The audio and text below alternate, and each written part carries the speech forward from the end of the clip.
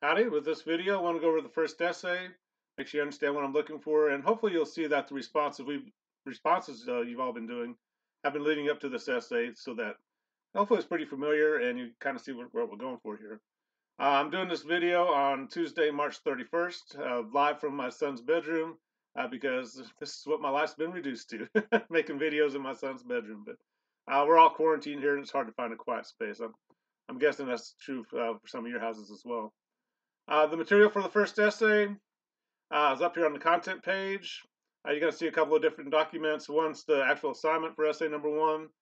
The other one's the topic choices for essay number one. Part of essay number one, you have to use at least 5 literary fiction terms, and there's the list right there. I'll go over those in a separate video, so this one's not 5 hours long. There's also a sample student essay that you can look at. It's done on topic you can't choose, but it's there to see an example of what I'm looking for.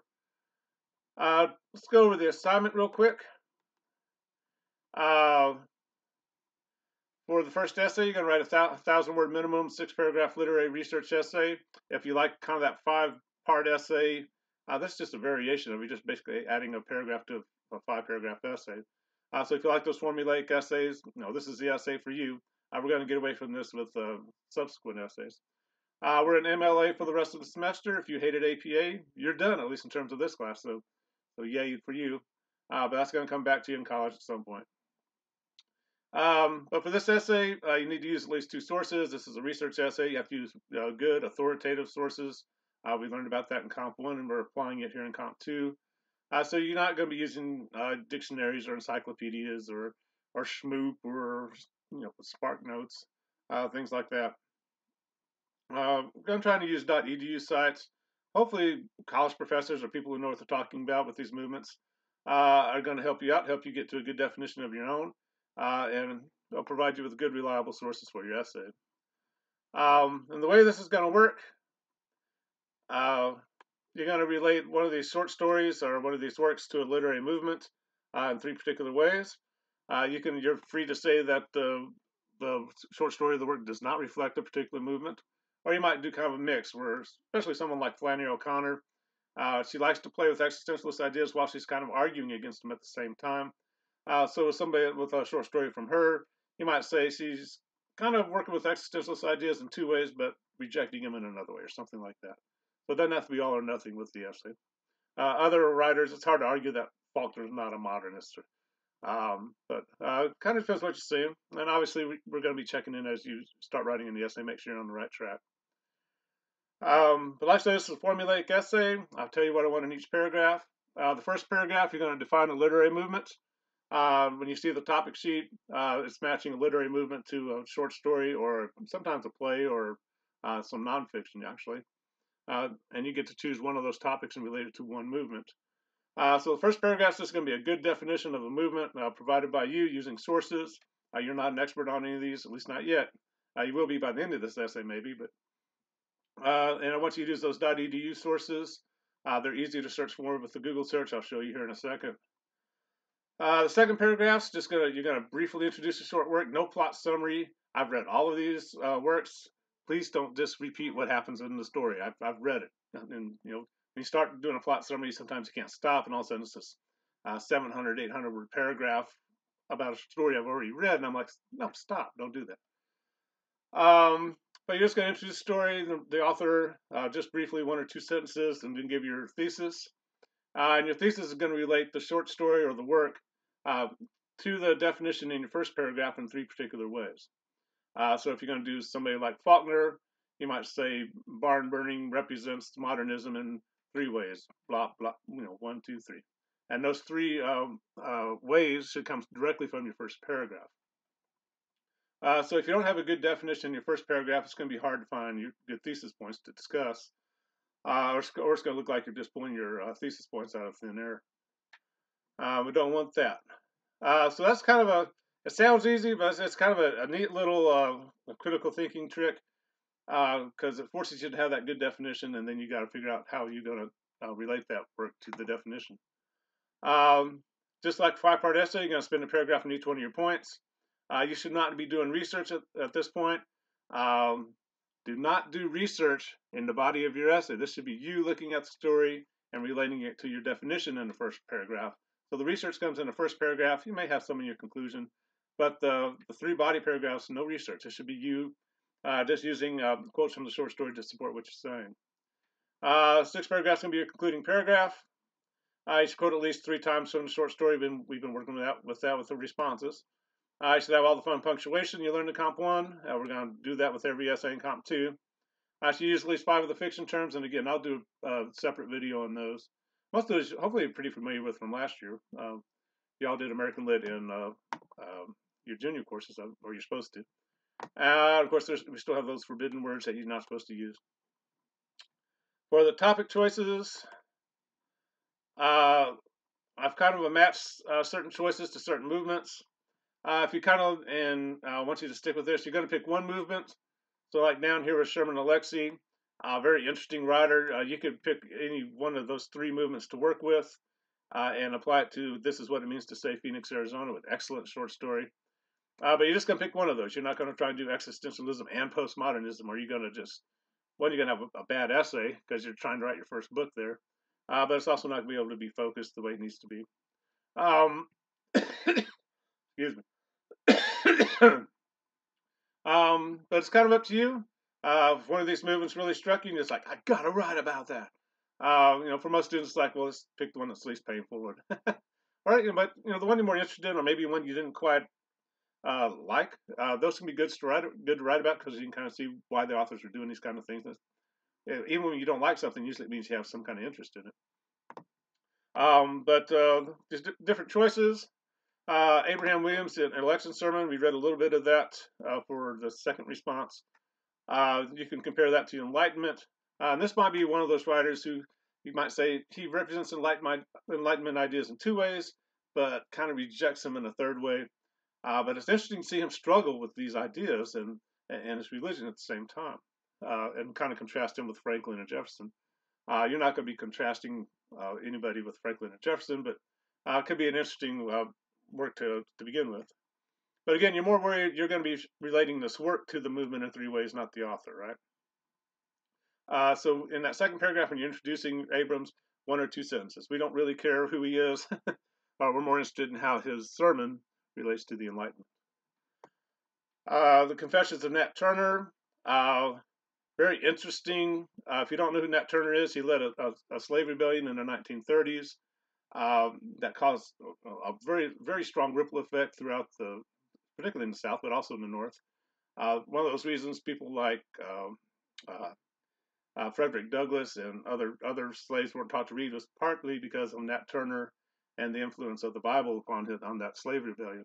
Very fascinating episode in American history, and very interesting text to read about what motivated him to do it and what happened as they did it. It can be kind of gruesome. He's describing the murders of 50 some odd people.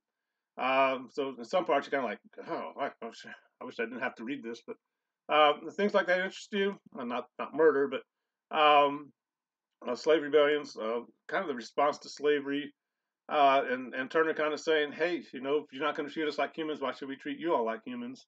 And it's like a very violent response to what was going on at the time. We're not going to work with realism with this essay because we're going to come back to that with the dollhouse later on. And you're going to get enough realism to satisfy your needs probably by then, or with that one. So kind of skipping realism. Moving on to modernism, Hemingway, classic American modernist, one of his more classic tales.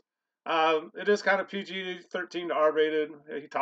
The narrator talks about prostitutes and what you do with prostitutes, and he's not very nice to his wife. So if most of these, if you read the first page, you're going to kind of see what you're getting into, and especially with Hemingway, you're going to be like, okay. You're either going to be like, wow, that's kind of neat, or you're going to be like, nah. William Faulkner, another interesting short story, Barn Burning. Not quite as obviously modernist as, say, A Rose for Emily with its fragmentation and all that.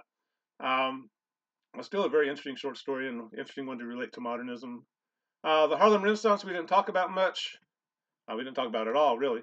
But a flowering of African-American literature in the 1920s, where all these African-American artists in New York City trying to figure out what a real African American literature should look like. What should it talk about? You're going to see Zora Neale Hurston kind of fighting with some of the males leading the movement, like Langston Hughes and some of these guys, who wanted to talk about white oppression all the time. And Hurston's kind of like, no, I just want to talk about black people and what black people do within their own lives. Doesn't mean she doesn't represent racism, things like that, but she's a lot more interested in the domestic life of African Americans, and you're going to see that in the Gilded Six Bits.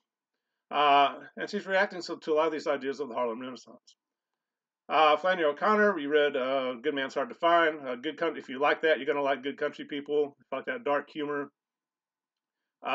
She's kind of known for the grotesque, where you're kind of laughing at this very dark humor and kind of feeling guilty about laughing. You kind of got that with the Misfits, saying, she'd have been a good woman if there had been somebody to shoot her every minute of her life. You probably kind of laughed for a second, kind of like, wait a minute, she just shot her. What am I laughing at? But O'Connor loves that kind of dark, interesting response to the works. You can also see her playing with existentialist ideas a little bit. So you can pick either one of those. The nice thing about the grotesque is that you can find O'Connor writing about the grotesque in her own works. So you can actually use Flannery O'Connor as part of the definition for grotesque there. Most of the rest of these, you're not even going to mention the short story or the work until you get to the second paragraph. Los Bandidos, short play by Luis Valdez. Fascinating satirical play.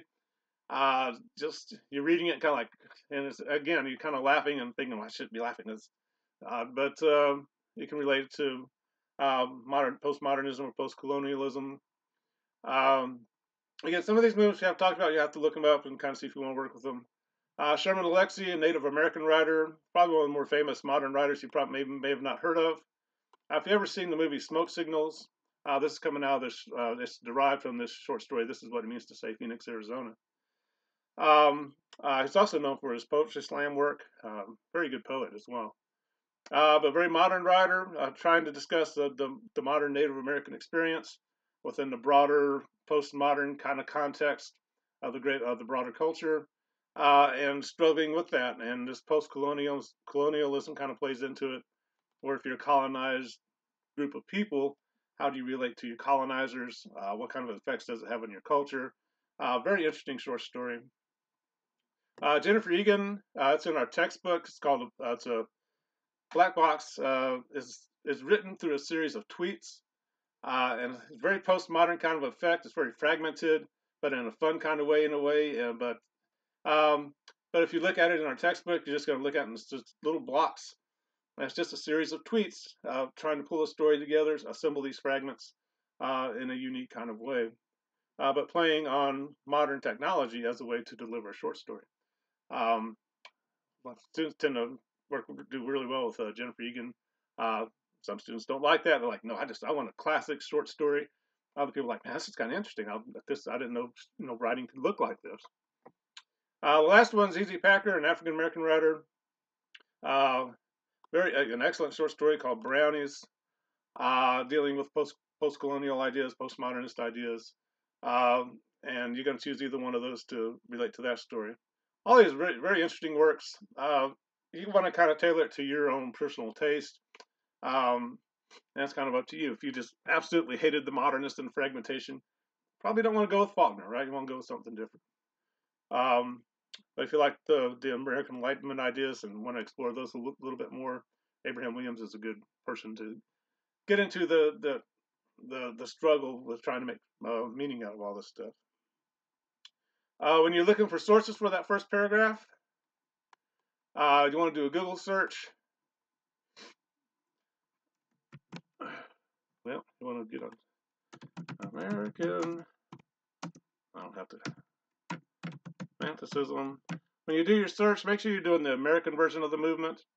Some things like the Enlightenment, the Romanticism, even modernism to some extent, kind of started in Europe and moved over here, and sometimes moved back. So make sure you're in the American version. Make sure you spell it correctly. Romanticism. And once you get what you're looking for, you do the word cite, colon, .edu, it will only search for .edu sites. It should filter it that way. We'll see what happens here. But that's what that site .edu is going to do for you. And we'll hit enter. And you can kind of see it's pulling up .edu sites. That doesn't mean it's a good source. I still need to read through it, see if the person knows what they're talking about. But it's an excellent way to not have to, not have to read through the Wikipedias and the Spark Notes kind of stuff. And you'll get into hopefully people who really know what they're talking about. Again, some of these you might find aren't very helpful. They just say Romanticism, the response to the Enlightenment, and that's all they say. That's not really helping your definition. You want some good talking points that eventually you might end up with 7 or 8 good talking points in your first paragraph that you're going to narrow down to 3 things you're going to talk about in your essay. And that's what you're going to be putting in your thesis when you get it down to 3 points. But that's how you use the Google filter. It's a neat thing to get used to using. Can limit your searching, your endless searching for sources in a pretty effective way. But I think that's about it. Obviously, if you have questions, you want to let me know. Kind of the trick is to kind of pick a topic you're interested in, or one that kind of you might be willing to want to know more about. If you didn't like the ones we covered, you might get into something like the Harlem Renaissance or post-colonialism, maybe one that we didn't talk about. We don't have a limited amount of time in this class, right? For lecture and all that. But if you have any questions, be sure to let me know. But I'm going to get off here, and we'll talk to you later.